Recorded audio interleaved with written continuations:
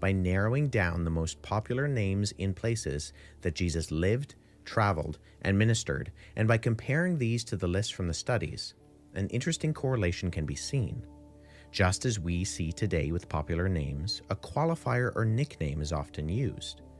For example, notice that when Matthew lists the disciples in his gospel, certain names have a qualifier or nickname and others do not.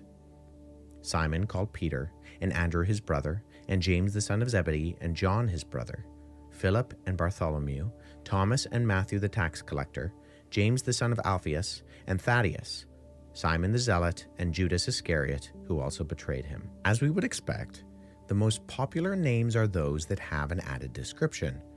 When we compare the most popular names in Judea and Galilee during the first century with names we see listed in key places in the biblical Gospels, we find that all the names with qualifiers match with what we'd assume if they were actually written in the time and place they claim to be narrating. In contrast, the Gospel of Judas only has two names that would fit, Jesus and Judas, but contains a host of other characters whose names match not with first century Judea or Galilee, like the biblical Gospels, but with names that were popular in Egypt during the 2nd and 3rd centuries.